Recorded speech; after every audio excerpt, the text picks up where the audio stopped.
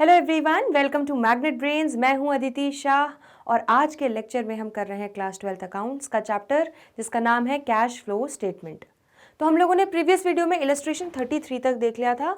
अब हम जल्दी से आगे बढ़ते हैं इलस्ट्रेशन नंबर 34 पे। क्या बोल रहा है? From the following information calculate cash flow from operating activities. ठीक है, तो यहाँ पर हमें प्रोविजन फॉर टैक्स अकाउंट की वर्किंग करनी रहेगी। ये बेसिकली वो वाले क्वेश्चन हैं। चलिए, तो क्या दिया हुआ है? Statement of profit and loss दिया हुआ है for the year ended 31 March 2021। ठीक है, यहाँ पर हमें रेवेन्यू फ्रॉम ऑपरेशन दिया हुआ है, नेट सेल्स 16 लाख रुपए। ठीक है, तो ये आपका ऑपरेशनल इनकम हो गई। आया समझ में? एक्सपेंसेस दिए हुए हैं, purchase of stock in trade. ठीक है, तो ये भी आपके ऑपरेटिंग एक्सपेंस हो गया। Changes in inventory of stock in trade, तो ये आपका बेसिकली करंट असेट है। यहाँ पर हमें देखना पड़ेगा वर्किंग कैपिटल चेंजेस के समय। एम्प्लॉय बेनिफिट एक्सपेंसेस, ठीक है। Then depreciation and amortization expense, तो डेप्रीसिएशन एंड अमोर्टाइजेशन एक्सपेंस आपका क्या हो जाएगा? ये आपका नॉन कैश एक्सपेंस हो जाएगा। एंड अदर एक्सपेंसेस दिए हुए हैं 40,000। ठीक है, टोटल एक्सपेंसेस हो गए। देन आपका नेट प्रॉफिट आ जाएगा। आप रेवेन्यू में से सारे टोटल एक्सपेंसेस जब माइनस कर लोगे तो आपका नेट प्रॉफिट आ जाएगा कितना? 1,65,000। ठीक है, नेगेटिव आ रहा है मतलब लॉस आ रहा है। अब प्रोविजन फॉर टैक्स भी हमने यहाँ पे प्रोवाइड किया है कितना? 50,000 का। आ रहा है समझ में? तो प्रॉफिट या लॉस आफ्टर टैक्स आ रहा है बिकॉज नेगेटिव आ रहा है 2,15,000। क्लियर हो गया इतना?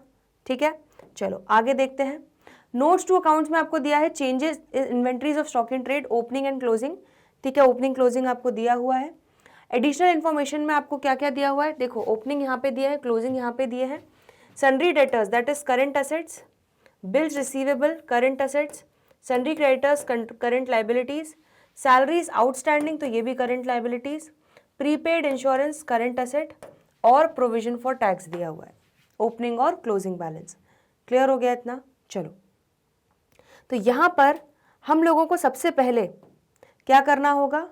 हम लोगों को सबसे पहले cash flow from operating activities निकालने के लिए हमें net profit before tax and extraordinary item निकालना पड़ेगा। बट क्योंकि यहाँ पर इस क्वेश्चन में लॉस आ रहा है तो हम यहाँ पर क्या लिख लेंगे? यहाँ पर क्या लिखेंगे? Net loss before tax and extraordinary items. ठीक है, तो यहाँ पर net loss before extraordinary items आप क्लियरली उठा सकते हो। जो आपका लॉस बिफोर टैक्स आ रहा है, ठीक है, क्योंकि यहाँ पर और कोई एक्स्ट्राऑर्डिनरी आइटम तो है नहीं जिसका आपको एडजस्टमेंट देना पड़ेगा, तो सीधे सीधे जो आपका लॉस बिफोर टैक्स आ रहा है यही आपका net loss before tax and extraordinary items हो जाएगा। तो 1,65,000 हम डायरेक्टली यहाँ पर ले लेंगे। क्लियर हो गया इतना? चलिए, तो यहाँ पर 1,65,000 का आपने net loss before tax and extraordinary items ले लिया। अब इसमें हम ऐड करेंगे सारे non cash and non operating expenses. चलो, तो आ जाते हैं जरा P&L पे। देखो यहाँ पर आपके कितने non cash non operating expense है? तो clearly non cash expense 1 lakh का है, डेप्रीसिएशन एंड अमोर्टाइजेशन एक्सपेंस। ठीक है, उसके अलावा अदर एक्सपेंसेस में कुछ भी आपको बाइफिकेशन नहीं दिया तो उसको हम ऑपरेटिंग ही मान के चल रहे हैं। तो सिर्फ आपका नॉन कैश नॉन ऑपरेटिंग में सिर्फ आपका डेप्रीसिएशन एंड अमोर्टाइजेशन आ जाएगा 1 लाख का। तो ये जब आप एड बैक करोगे लॉस में तो अब आपका लॉस कितना बच जाएगा? 65,000 का। 1,65,000 नेगेटिव था, उसमें आप प्लस करोगे 1 लाख तो आपका -65,000 अब आपका बचा हुआ है। ठीक है, अब इसमें हम क्या करेंगे? हमें लेस करना चाहिए था कोई नॉन ऑपरेटिंग इनकम। तो यहाँ पर आपको कोई नॉन ऑपरेटिंग इनकम दिख रही है क्या? कोई भी नॉन ऑपरेटिंग इनकम यहाँ पे नहीं दिख रही, सिर्फ आपकी ऑपरेटिंग इनकम ही है। तो क्लियरली ये आपका क्या आ जाएगा? ये आपका जैसे आपका ऑपरेटिंग प्रॉफिट आता था बिफोर वर्किंग कैपिटल चेंजेस, क्योंकि यहाँ पे नेगेटिव आंसर आया है तो आपका क्या आ जाएगा? Operating loss before working capital changes. Clear हो गया इतना? ठीक है, चलो अब हम सबसे पहली स्टेज है वर्किंग कैपिटल की, increase in current liabilities and decrease in current assets. तो उसको एनालाइज कर लेते हैं। आ जाओ, यहाँ पर हमारा जो इन्वेंट्रीज है, ओपनिंग स्टॉक 1,10,000 था, क्लोजिंग 1,35,000, तो ये बढ़ रहा है एक तरीके से। ठीक है, तो ये आप हम सेकंड कैटेगरी में लेंगे, करंट असेट बढ़ रहा है। यहाँ पर करंट असेट बढ़ रहा है, इसको भी नहीं लेंगे, हमें करंट असेट कम होता हुआ चाहिए, तो ये आपका कम हो रहा है। यस, तो बिल्स रिसीवेबल आपका 40,000 था, अब 30,000 हो गया है, तो 10,000 से बिल्स रिसीवेबल कम हो गया, तो इसको हम क्या कर लेंगे? ऐड कर लेंगे। ठीक है, चलो और देखते हैं। सन्ड्री क्रेडिटर्स आपके कम हो रहे हैं, ये नहीं आएगा फर्स्ट कैटेगरी में। यस, सैलरीज आउटस्टैंडिंग 10,000 था, 15,000 हो गया, तो ये आपका 5,000 से बढ़ रहा है, तो इसको भी ले लेंगे। ठीक है, टोटल 15,000 ऐड कर रहे हैं क्योंकि आपका प्रीपेड इंश्योरेंस भी जो है वो बढ़ रहा है, तो ये हम फर्स्ट कैटेगरी में नहीं लेंगे, तो टोटल फर्स्ट कैटेगरी में आपका 15,000 आ जाएगा। क्लियर हो गया इतना? तो अब 65,000 माइनस जो है उसमें जब ऐड करोगे 15,000, तो अब आपका आंसर क्या बचेगा? 50,000 माइनस 50,000। ठीक है, इसमें अब लेस वाली कैटेगरी का इफेक्ट दे देते हैं, increase in current assets and decrease in current liabilities. ठीक है, तो यहाँ पे जस्ट ऑपोजिट हो जाएगा, तो यहाँ पे जितने भी बचे हुए हैं सारे ले लेंगे। इन्वेंट्रीज हमारा 1,35,000 माइनस 1,10,000। ठीक है, दैट मीन्स 25,000 से इफेक्ट आ रहा है। सन्ड्री डेटर्स में आपका 25,000 से इफेक्ट आ रहा है। ठीक है, देन सन्ड्री क्रेडिटर्स में 10,000 का इफेक्ट आ रहा है, एंड प्रीपेड इंश्योरेंस में 2,500 का इफेक्ट आ रहा है। क्लियर हो गया इतना? अब आपका क्या आ जाएगा? Cash used in operating before tax. क्यों कैश यूज्ड क्यों आएगा? क्योंकि आपका आंसर नेगेटिव में आ रहा है। ठीक है, मैंने हमेशा आपको बताया है फ्रॉम आपको तब लेना है जब पॉजिटिव होता है, और यूज्ड इन तब लेना है जब नेगेटिव होता है। ठीक है, तो यहाँ पे 1,12,500 नेगेटिव आ रहा है, इसलिए आप लिखोगे cash used in operating before tax. समझ में आ रहा है? चलो, अब सिर्फ हमें टैक्स का इफेक्ट लेना है, तो चलो उसका हम वर्किंग नोट जल्दी से बना लेते हैं। बड़ा ही आसान है, प्रोविजन फॉर टैक्स का कुछ भी नहीं है। देखो, आपको ओपनिंग और क्लोजिंग बैलेंस ऑलरेडी दिया हुआ है यहाँ पर। ठीक है, तो प्रोविजन फॉर टैक्स का, जैसे हम सारे प्रोविजन हमारी लाइबिलिटी नेचर के अकाउंट होते हैं, तो ओपनिंग बैलेंस क्रेडिट साइड पे लिख देंगे 15,000, और ये डेबिट साइड पे 15 और 10, तो आ जाओ प्रोविजन फॉर टैक्स बना लेते हैं। 15,000 by balance brought down, 10,000 to balance carried down. ठीक है, तो ये आपका ओपनिंग क्लोजिंग बैलेंस हो गया। फिर आपको पीएनएल में इस साल आपने प्रोविजन अलग से बनाया हुआ है, प्रोवाइड किया है कितना? 50,000।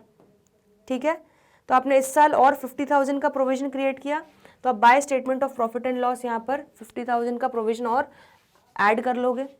ठीक है, तो ये टोटल कितना हो रहा है? 65,000 क्रेडिट साइड पे, और यहाँ पर हमने हमारा 15,000 का ऑलरेडी प्रोविजन था, हमने 50,000 का और प्रोविजन बनाया, तो हमारा टोटल प्रोविजन 65,000 का होना चाहिए था, लेकिन हमारा क्लोजिंग बैलेंस कितना बच रहा है? 10,000।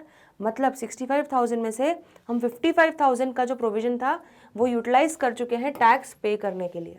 ठीक है, तो यहाँ पर हम क्या लिख देंगे? To bank account tax paid. बस ये फिगर आपको चाहिए था। कितना टैक्स पे किया? 55,000 पे किया, तो 55,000 जो पे किया उसे हम यहाँ पर इनकम टैक्स पेड की तरह दिखा देंगे लास्ट में 55,000। आ रहा है समझ में? तो 1,12,500 ऑलरेडी आपका क्या चल रहा था? आप लॉस में चल रहे थे, नेगेटिव था, उसमें आप और टैक्स माइनस करोगे तो टोटल आपका 1,67,500 क्या आ जाएगा? Cash used in operating activities. ठीक है, जल्दी से देख लो इस क्वेश्चन में कोई डाउट हो तो। सबसे पहले हम लोगों ने net loss before tax and extraordinary items लिया, उसमें नॉन कैश एक्सपेंसेस का इफेक्ट दिया, नॉन ऑपरेटिंग इनकम कुछ थी नहीं तो लेस नहीं किया। हमारा operating loss before working capital changes आ गया, उसके बाद वर्किंग कैपिटल चेंजेस के ऐड और लेस वाले दोनों इफेक्ट्स दे दिए। ठीक है, हमारा आ गया cash used in operating before tax, उसमें से इनकम टैक्स पे कर दिया। ठीक है, इनकम टैक्स पेड जो है उसके लिए हमने क्या किया है? प्रोविजन फॉर टैक्स का वर्किंग नोट बनाया है, जहाँ से हमने बैलेंसिंग फिगर निकाला है। क्लियर हो गया? चलिए एक इलस्ट्रेशन और देख लेते हैं, illustration number 35। From the following information calculate cash flow from operating activities. तो यहाँ पर हमें balance sheet of Raj limited as at 31 March 2021 दी हुई है। ठीक है, क्या क्या दिया है? सबसे पहले तो इक्विटी एंड लाइबिलिटीज, हमारा जो सबसे पहली चीज़ आती है बैलेंस शीट में। शेयर होल्डर्स फंड दिया है, उसके अंडर हमें शेयर कैपिटल, नोट नंबर 1 में इसका पूरा हमें डिटेल्स दिया है, एंड नोट नंबर 2 में रिजर्व्स एंड सरप्लस के बारे में पूरा डिटेल दिया हुआ है। देन नॉन करंट लाइबिलिटीज में लॉन्ग टर्म बोरोइंग 8% डिबेंचर्स दिया है, other long term liabilities premium on redemption of preference shares दिया हुआ है। ठीक है, देन करंट लाइबिलिटीज में short term borrowing 8% bank loan दिया है, ट्रेड पेबल्स दिया है, other current liabilities premium on redemption of preference shares हमें दिया हुआ है, एंड शॉर्ट टर्म प्रोविजंस में प्रोविजन फॉर टैक्स दिया हुआ है ओपनिंग एंड क्लोजिंग बैलेंस। ठीक है, तो सारे ओपनिंग बैलेंस यहाँ पर है, क्लोजिंग बैलेंस ये है, मतलब प्रीवियस ईयर के फिगर्स ये हैं और करंट ईयर के ये रहे। चलो असेट्स में आ जाओ। असेट्स में क्या दिया है, नॉन करंट असेट्स में property plant and equipment fixed assets, तो टैंजिबल असेट्स दिए हैं, नेट वैल्यू दी है, इनटैंजिबल असेट्स दी है, नॉन करंट इन्वेस्टमेंट्स दिया है, देन करंट असेट्स में current investments, inventories, trade receivables, cash and cash equivalents. ठीक है, अब नोट्स टू अकाउंट्स में देखो जरा ध्यान से, share capital note number 1 equity share capital भी है और 5% प्रेफरेंस शेयर कैपिटल भी है। ठीक, रिजर्व्स एंड सरप्लस में सिक्योरिटी प्रीमियम रिजर्व है, जनरल रिजर्व है, और ये हमारा surplus that is balance in statement of profit and loss दिया हुआ है। तो यहाँ से जब हम net profit before tax and extraordinary items calculate करेंगे तो सबसे पहले यहाँ से कैलकुलेट करना स्टार्ट करेंगे। चलिए, एडिशनल इंफॉर्मेशन में क्या दिया हुआ है, काफ़ी बड़ा क्वेश्चन है, बहुत ध्यान से पढ़ना है। During the year a part of machinery costing 60,000 on which depreciation charged was 20,000 was sold for 20,000। ठीक है, तो यहाँ पर मशीनरी का कुछ एक कोई मशीनरी 60,000 की जो थी उस पर डेप्रीसिएशन अभी तक 20,000 लग चुका था, उसको हमने 20,000 में बेच दिया है। Depreciation provided on tangible assets ₹60,000। ठीक है, तो टोटल डेप्रीसिएशन टैंजिबल असेट्स पे 60,000 का अभी तक लग चुका है। शेयर्स वर इशूड ऑन 1 अप्रैल 2020। ठीक है, तो जो शेयर्स इशू किए गए हैं वो 1 अप्रैल 2020 को इशू किए गए हैं। Dividend on equity shares at the rate 8% was paid on opening balance. Then income tax ₹45,000 was provided. Additional debentures were issued at par on 1st October 2019 and bank loan was repaid on the same date. ठीक है, तो 1 October 2019 को additional debentures issue किए गए और bank loan को भी repay किया गया। तो ये सब हम पूरा एनालाइज करेंगे बैलेंस शीट को देखते हुए। At the end of the year preference shares were redeemed at a premium of 5%। ठीक है, प्रेफरेंस शेयर्स को रिडीम कर दिया एट कितना, एट अ प्रीमियम ऑफ 5% पे। चलिए, सबसे पहला फिगर हमें cash flow from operating activities में निकालना है, that is net profit before tax and extraordinary items. ठीक है, तो अभी हम बहुत सारी चीज़ें कंफ्यूज नहीं होते हैं, एक एक करके स्टेप बाय स्टेप चीज़ें लेके चलते हैं। चलो, तो net profit before tax and extraordinary items में सबसे पहली चीज़ क्या चाहिए होगी, चलो जल्दी से वर्किंग नोट बना लेते हैं। तो calculation of net profit before tax and extraordinary items में सबसे पहली चीज़ चाहिए होगी net profit during the year. ठीक है, तो net profit during the year कैसे आएगा आपका, closing balance minus opening balance. चलो, तो यहाँ पे सरप्लस का closing balance minus opening balance दिया हुआ है हमें। रिजर्व्स एंड सरप्लस के बारे में यहाँ पे आ जाते हैं, ये रहा। ठीक है, तो यहाँ पर आपका क्लोजिंग बैलेंस कितना है, 1,50,000। ठीक है, और ओपनिंग बैलेंस कितना है, -1,40,000। तो 1,50,000 माइनस 1,40,000 कितना हो जाएगा, इवेंचुअली 1,50,000 प्लस 1,40,000। तो देख लेते हैं यहाँ पे 1,50,000, ठीक है, लेस 1,40,000, तो इवेंचुअली ये ऐड हो जाएगा माइनस माइनस, तो आपका टोटल कितना आ जाएगा 2,90,000। तो आपका net profit during the year हो जाएगा 2,90,000। ठीक है, चलिए, तो ये हमने net profit during the year तो ले लिया। अब जो हमारा केक आया होगा, net profit before tax and extraordinary items का केक था, उसमें से हमने कहीं कहीं चीज़ें बांट दी थी, वो केक के पीसेस बांटे हुए थे, उनको वापस अब जोड़ने का टाइम आ चुका है। चलो, सबसे पहला प्रॉफिट का एक हिस्सा आपने जनरल रिजर्व में ट्रांसफ़र किया होगा। 1,20,000 था ओपनिंग बैलेंस, अब कितना हो गया 1,50,000। तो 30,000 आपने जनरल रिजर्व में ट्रांसफ़र किया है, तो ऐड बैक कर लेंगे, तो लिख देंगे यहाँ पे ट्रांसफ़र टू जनरल रिजर्व 30,000। आ रहा है समझ में। चलो, देन नेक्स्ट यहाँ पर हमें दिया हुआ एक चीज़ और, इनकम टैक्स 45,000 वॉज प्रोवाइडेड, तो 45,000 का प्रोविजन हमने क्रिएट किया, तो प्रोविजन फॉर टैक्स 45,000 वो भी ऐड कर लेंगे। आ रहा है समझ में। उसके अलावा आपको बोला गया है कि डिविडेंड हमने पे किया इक्विटी शेयर्स पर 8% से ऑन ओपनिंग बैलेंस। ठीक है, और यहाँ पर बोला है कि शेयर्स वर इशूड 1 अप्रैल 2020। ध्यान से देखो, तो यहाँ पर इक्विटी शेयर कैपिटल हमारा 4,50,000 था। ठीक है, तो जो भी हमने एक्स्ट्रा इशू किए हैं शेयर्स, कि 5,50,000 हो जाए, 1 लाख जो हमने शेयर्स इशू किए हैं वो हमने 1 अप्रैल को ही इशू किए हैं। तो 31 मार्च 2020 से जब हम 1 अप्रैल में आ रहे हैं, हमारा ओपनिंग बैलेंस 1 अप्रैल 2020 को देखा जाता है, तो 1 अप्रैल 2020 को 4,50,000 तो होगा ही, लेकिन जो 1 लाख शेयर्स इशू किए वो भी आ जाएगा। तो इवेंचुअली हमारा 1 अप्रैल 2020 को इक्विटी शेयर का ओपनिंग बैलेंस ही 5,50,000 आ रहा है समझ में। तो अगर बच्चे बड़े ही इमोशनल होकर अगर 4,50,000 पे डायरेक्ट 8% लगा देते हैं तो आपका आंसर गलत हो जाएगा, इसीलिए उन्होंने ये बात कही है। शेयर्स वर इशूड ऑन 1 अप्रैल 2020। देखो एक एक स्टेटमेंट का कितना इंपॉर्टेंस होता है, ठीक है, समझ में आ रहा है। तो जो भी शेयर्स इशू किए गए हैं वो हमने 1 अप्रैल 2020 को ही इशू किए हैं। तो 4,50,000 तो पिछले साल तक थे, प्लस 1 लाख इस साल 1 अप्रैल को पहले दिन इशू कर दिए, तो हमारा 1 अप्रैल को ही ओपनिंग बैलेंस बन गया 5,50,000। आ रहा है समझ में, ठीक है। तो 5,50,000 पे 8% निकाल लो, कितना हो जाएगा 44,000। तो इक्विटी शेयर्स यहाँ पर मैं लिख देती हूँ, डिविडेंड ऑन इक्विटी शेयर्स 5,50,000 पर 8% कितना आ जाएगा 44,000। तो डिविडेंड ऑन इक्विटी शेयर्स जो हमने पे किया है उसको भी ऐड बैक कर लेंगे, हमने अपने प्रॉफिट में से ही पे किया था। अब अगर इक्विटी शेयर्स को दिया है तो डेफिनेटली प्रेफरेंस शेयर्स को भी मिला होगा। ऐसा हो ही नहीं सकता कि प्रेफरेंस शेयर्स को नहीं दिया और इक्विटी शेयर्स को दिया। नाम में ही आंसर है प्रेफरेंस शेयर्स, उनको हमेशा प्रेफरेंस दी जाएगी इक्विटी शेयर्स के ऊपर, ठीक है। तो अगर इक्विटी शेयर्स को डिविडेंड मिल रहा है इसका मतलब प्रेफरेंस शेयर्स को तो पक्का मिल ही रहा है, तो हमें उनका डिविडेंड भी ऐड बैक करना पड़ेगा, ठीक है। ये आपको हिडन एडजस्टमेंट है जो आपको खुद दिमाग लगा के ढूंढना पड़ेगा। अब देखो प्रेफरेंस शेयर कैपिटल का ओपनिंग बैलेंस कितना था 3 लाख, ठीक।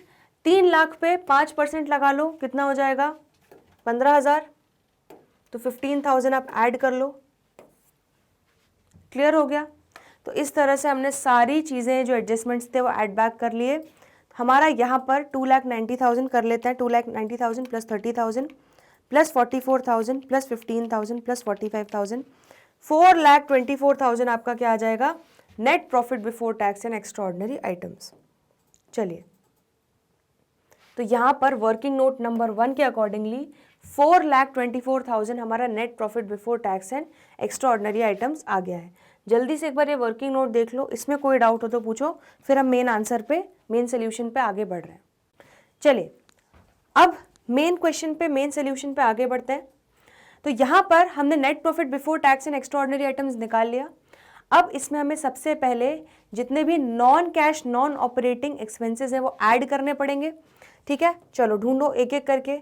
सबसे पहला तो देखिए गया depreciation provided on tangible assets 60,000। तो सारे टैंजिबल एसेट्स पे टोटल 60,000 का डेप्रिसिएशन प्रोवाइड किया गया है, उसको हम क्या कर लेंगे ऐड बैक कर लेंगे। आ रहा है समझ में। अब यहाँ पर थोड़ी सी हमें वर्किंग और करनी पड़ेगी क्योंकि एक हम मशीन जो है वो बेचने वाले हैं, तो इस पर लॉस हुआ प्रॉफिट हुआ ये हमें निकालना पड़ेगा। चलो, तो यहाँ पर 60,000 की मशीनरी थी, आप डायरेक्ट वैसे निकाल सकते हो। 60,000 की मशीनरी थी, ठीक है। उस पर अभी तक कितना डेप्रिसिएशन लग चुका था 20,000 डेप्रिसिएशन लग चुका था, मतलब उसकी अभी बुक वैल्यू कितनी बची थी 40,000। तो इवेंचुअली मतलब 40,000 की वैल्यू वाली मशीनरी को आपने बेचा है कितने में 20,000 में। इसका मतलब 20,000 का क्या था लॉस हुआ है। तो loss on sale of machinery आप सीधा ऐड कर सकते हो यहाँ पर। तो loss on sale of machinery 60,000 minus 20,000 minus 20,000 that is आपका 20,000 आ जाएगा loss on sale of machinery, ठीक है।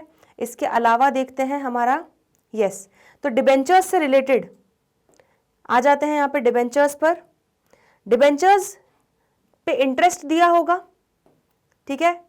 जैसे हम लोन पर हर साल इंटरेस्ट देते हैं उसी तरह यहाँ पर 8% यहाँ पर रेट दिया हुआ है, 8% डिबेंचर्स इशू किए थे, तो 8% डिबेंचर्स पे हमने इंटरेस्ट दिया होगा। लेकिन उसके लिए आपको एक बात कही गई है कि 1,50,000 ओपनिंग बैलेंस तो था, लेकिन 1 अक्टूबर को हमने नए डिबेंचर्स और रीइशू किए, ठीक है।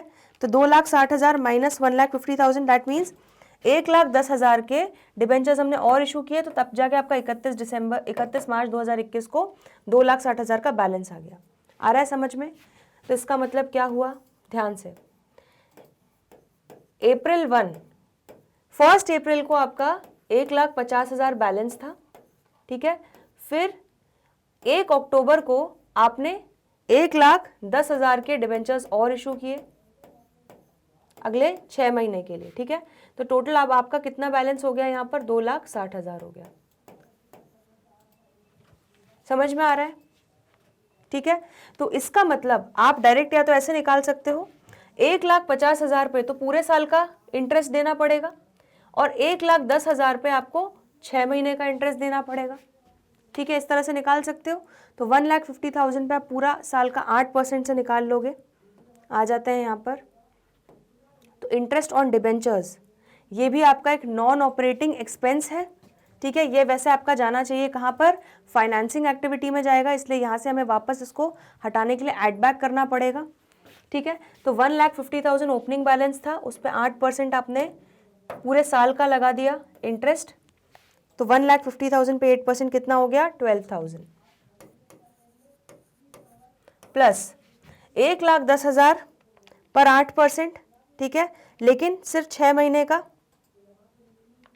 तो ये कितना हो जाएगा आपका, 1,10,000 पे 8% इंटू 6 डिवाइडेड बाई 12, 4,400, ठीक है। तो 1,10,000 पे आपने 8% से 6 महीने का इंटरेस्ट रेट लगाया, क्योंकि 1 अक्टूबर को आपने नए डिबेंचर्स इशू किए थे, तो उन पे 4,400 इंटरेस्ट देना है। तो टोटल इंटरेस्ट ऑन डिबेंचर्स आपका कितना आ जाएगा, 12,000 प्लस 4,400 दैट इज 16,400। इतना क्लियर हो गया, ठीक है। इसी तरह से यहाँ पे हमें लोन का भी बात बोली गई है। देखो, additional debentures were issued at par on 1 October 2019 and bank loan was repaid on the same date. तो अब हमें इंटरेस्ट ऑन लोन भी निकालना पड़ेगा। आ जाओ यहाँ पर जल्दी से, इंटरेस्ट ऑन लोन हमें दिया हुआ है, short term borrowings 8% bank loan है, ठीक है। तो यहाँ पर ध्यान से देखना, 50,000 था आपके लोन का अमाउंट, 50,000 था कब, 1 अप्रैल को, ठीक है। देन 1 अक्टूबर को आपने पे ऑफ कर दिया और अब आपका बैलेंस कितना बचा, 40,000 बचा। तो आप सीधे निकाल सकते हो कि 50,000 पे 8% 6 महीने के लिए, 40,000 पे 8% 6 महीने के लिए, ठीक है। आया समझ में। तो 1 अप्रैल से 1 अक्टूबर तक 50,000 पे लगेगा, 1 अक्टूबर से 31 मार्च तक 40,000 जो वैल्यू बची हुई है, हमारा अमाउंट बचा हुआ है लोन का, उस पे लगेगा। क्लियर हो गया। चलो तो इसको भी कैलकुलेट कर लेते हैं। यहाँ पे इंटरेस्ट ऑन लोन हो जाएगा आपका 50,000 पे 8% 6 महीने के लिए, तो ये कितना हो जाएगा, 2,000 प्लस 40,000 पे 8% 6 महीने के लिए, ये हो जाएगा 1,600। तो टोटल आपका इंटरेस्ट ऑन लोन हो जाएगा 3,600। इसको भी आप ऐड कर लोगे। आया समझ में। चलो तो एडिशनल इन्फॉर्मेशन में और आपको कुछ लग रहा है नहीं, जो आपका यहाँ पर मैंने आपको ये बताया कि premium on redemption of preference shares, इसको अभी आपको ऑपरेटिंग एक्टिविटी में, cash flow from operating activity में इग्नोर करना है। इसका मैं आपको एडजस्टमेंट्स के समय बहुत अच्छे से डिटेल में कॉन्सेप्ट बताऊंगी क्यों ऐसा हो रहा है, लेकिन इसको अभी आपको ध्यान नहीं देना है, तो कंफ्यूज नहीं होना है, ठीक है। बस इसको आप ये समझ लो कि इस cash flow from operating activity के लिए ये रेलिवेंट नहीं है। चलो देन अब आगे बढ़ते हैं हम।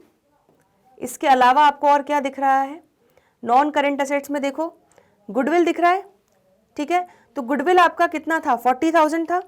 अब कितनी वैल्यू बची, 15,000, मतलब 25,000 से अमोर्टाइज कर दिया है, तो इसको भी हम ऐड बैक कर लेंगे। तो इस तरह से आपके सारे total non cash non operating items आप ऐड कर लोगे, 1,25,000 जिनका टोटल आ रहा है, तो 5,49,000 आपका आ जाएगा। देन आपका निकल के आ जाएगा 5,49,000 operating profit before working capital changes, ठीक है। कोई भी नॉन ऑपरेटिंग इनकम है नहीं, तो उसको हम लेस नहीं करेंगे। इतना क्लियर हो गया। चलिए अब हम वर्किंग कैपिटल चेंजेस में हमें एडजस्टमेंट्स लेने हैं, तो आ जाते हैं यहाँ पर बैलेंस शीट में, ठीक है। तो करंट लाइबिलिटीज में as you can clearly see, हमारा करंट लाइबिलिटीज में सिर्फ ट्रेड पेबल्स है, ठीक है। ट्रेड पेबल्स क्या हो रहा है, ट्रेड पेबल्स 95,000 था, अब 1,10,000 हो गया, तो ये बढ़ रहा है। तो ट्रेड पेबल्स को हम क्या करेंगे, ऐड वाली कैटेगरी में ले लेंगे, ठीक है। तो इंक्रीज इन ट्रेड पेबल्स 10,000, इतना क्लियर हो गया। देन आपका नॉन करंट एसेट्स में देखो, करंट एसेट्स में देखो, तो करंट एसेट्स में करंट इन्वेस्टमेंट्स तो आपका कैश एंड कैश इक्विवेलेंट्स का ही पार्ट होता है, इसको नहीं लेंगे। इन्वेंट्रीज 1 लाख थी, अब 95,000 हो गई है, ठीक है। तो ये आपका कौन सा कैटेगरी में चला जाएगा, ये आपका लेस वाली कैटेगरी में चला जाएगा, इसको आप माइनस करोगे। ट्रेड रिसीवेबल्स में कोई चेंज नहीं है, चलो, तो आपकी फर्स्ट कैटेगरी में आ जाएगा ट्रेड पेबल्स और सेकेंड कैटेगरी में आ जाएगा जो आपका इन्वेंट्रीज इंक्रीज हो रहा है, ठीक है। इसलिए यहाँ पे 95,000 को नेगेटिव दिखाया है। उन्होंने यहाँ पे ऐड और लेस की कैटेगरी को अलग अलग ना बना के जो चीज़ें ऐड हो रही हैं उसको पॉजिटिव में लिख दिया और जो चीज़ें लेस हो रही है उसको इस तरह से नेगेटिव में लिख दिया है। तो नेट इफेक्ट आपका क्या आ गया वर्किंग कैपिटल का 85,000 माइनस 95,000 प्लस 10,000, तो ये आ जाएगा आपका माइनस 85,000। तो आपका ऑपरेटिंग प्रॉफिट 5,49,000 में से जब आप माइनस करोगे 85,000 तो आपका क्या आ जाएगा 4,64,000 cash generated from operating activities before tax, ठीक है। अब टैक्स कितना है वो निकालना है थोड़ा सा, उसके लिए हमें वर्किंग नोट बनाना पड़ेगा ध्यान से। तो यहां पर हमारा शॉर्ट टर्म प्रोविजंस में दिया हुआ है provision for tax. Opening balance दिया है 40,000, क्लोजिंग बैलेंस दिया है 50,000 और आपको ये भी दे दिया गया है एडिशनल इन्फॉर्मेशन में कि इस साल हमने कितना इनकम टैक्स प्रोवाइड किया 45,000। तो बस टैक्स कितना पे किया निकाल सकते हो। तो प्रोविजन फॉर टैक्स के लिए हम यहाँ पर बना लेते हैं, ठीक है। ओपनिंग बैलेंस ये आपका हो जाएगा क्लोजिंग बैलेंस, ठीक है। और यहाँ पर 45,000 का आपने प्रोवाइड किया तो आपका यहाँ पर आ जाएगा बैलेंसिंग फिगर टैक्स पेड 35,000, ठीक है। तो आप क्लियरली यहाँ पर 35,000 टैक्स पेड लेस करके दिखा दोगे और आपका आंसर आ जाएगा 4,29,000। Cash flow from operating activities आपका आ जाएगा 4,29,000। इन लोगों ने यहाँ पर एक टैंजिबल एसेट अकाउंट भी बनाया है, ठीक है। आप चाहो तो बना सकते हो बिकॉज ऑलरेडी हमें डेप्रिसिएशन यहाँ पर दिया हुआ है तो हमें यहाँ पर निकालने की जरूरत नहीं क्योंकि बैलेंसिंग फिगर वैसे भी हमारा परचेज आ रहा है, but still on a safer side इसको हम बना लेंगे, ठीक है। तो यहाँ पर टैंजिबल असेट्स का ओपनिंग क्लोजिंग बैलेंस देख लो। ओपनिंग बैलेंस था 6,20,000, 8,60,000 क्लोजिंग था, तो जल्दी से लिख लेते हैं। तो यहाँ पर हमारा ओपनिंग बैलेंस है, ये होगा टू बैलेंस BD और ये होगा टू बैंक अकाउंट, ठीक है। तो ओपनिंग बैलेंस और ये क्लोजिंग बैलेंस हो जाएगा 6,20,000 और 8,60,000। फिर हमें ये डिटेल्स दी थी कि हमारी एक मशीनरी थी जिसको हमने बेचा है कितने में 20,000 में, तो बाय बैंक अकाउंट उस पर, ठीक है। और उस पर लॉस कितना हमारा हुआ है 20,000 का, तो आपने by loss on sale of machinery भी ले लिया, क्लियर है। और आपको डेप्रिसिएशन ड्यूरिंग द ईयर भी दिया हुआ है 60,000 लगाया है सारे टैंजिबल असेट्स पे, तो आपका बैलेंसिंग फिगर यहाँ पर आ जाएगा 3,40,000। तो आपका बैलेंसिंग फिगर जो यहाँ पर आ रहा है वो क्या दिखाता है कि आपने और मशीनरी खरीदी है, तो बेसिकली आपकी मशीनरी परचेज है। बट इस टैंजिबल असेट अकाउंट का वैसे डायरेक्टली हमारा उसमें कोई मतलब नहीं क्योंकि डायरेक्टली हमें 60,000 भी दिया हुआ था और लॉस कितना था वो हमने डायरेक्टली निकाल लिया। हमें ये काम कब आएगा जब हम इन्वेस्टिंग एक्टिविटीज़ बनाएंगे, ठीक है। तो परचेज ऑफ फिक्स्ड एसेट का बैलेंसिंग फिगर ये हमें काम में आएगा जब हम इन्वेस्टिंग एक्टिविटीज़ बनाएंगे। तो जल्दी से एक बार ये इलस्ट्रेशन देख लो, ठीक है। टैंजिबल एसेट अकाउंट क्लियर हो गया, प्रोविजन फॉर टैक्स अकाउंट भी आपको क्लियर हो गया। देन हमने जो पूरा वर्किंग नोट बनाया था net profit before tax and extraordinary items, ठीक है। एक बार जल्दी से ऊपर से रिव्यू कर लेते हैं। सबसे पहले net profit before tax and extraordinary items हमने वर्किंग नोट के थ्रू कैलकुलेट किया, फिर हमने सारे non cash non operating items add back किए, नॉन ऑपरेटिंग इनकम कोई भी नहीं थी तो उसको लेस नहीं किया, ठीक है। देन हमारा आ गया operating profit before working capital changes, उसमें हमने वर्किंग कैपिटल के जो भी ऐड और लेस वाले इफेक्ट थे वो दे दिए। हमारा आ गया cash generated from operating activities before tax, उसमें से हमने टैक्स पेड जो हमने प्रोविजन फॉर टैक्स का वर्किंग नोट बनाया था उसमें हमारा बैलेंसिंग फिगर निकल गया था टैक्स पेड, उसको हमने उठा लिया 35,000, वो लेस किया यहाँ से, तो हमारा आंसर आ गया finally cash flow from operating activities 4,29,000। चलिए, तो आई होप आपको अच्छे से इलस्ट्रेशन समझ में आ गया। अच्छा था ये इलस्ट्रेशन, काफ़ी सारी चीज़ें इसमें दी हुई थी, ठीक है, हमको बहुत ध्यान से इसको सॉल्व करना था और छोटे छोटे पॉइंट्स थे, छोटे छोटे हिडन एडजस्टमेंट्स थे जो हमें यहाँ पर ढूंढकर उसका इफेक्ट देना था। ठीक है, तो आई होप आपको ये दोनों इलस्ट्रेशन अच्छे से समझ में आ गए हैं। कोई भी डाउट हो, परेशानी हो, दिक्कत हो, कमेंट सेक्शन में लिखना ना भूलें। हम सारे डाउट्स जो हैं वो लाइव डाउट सेशन में डिस्कस कर लेंगे। तो आज के लिए इतना ही, जल्दी मिलते हैं ब्रेक के बाद। देखते रहिए मैग्नेट ब्रेन्स, तब तक के लिए गुड बाय।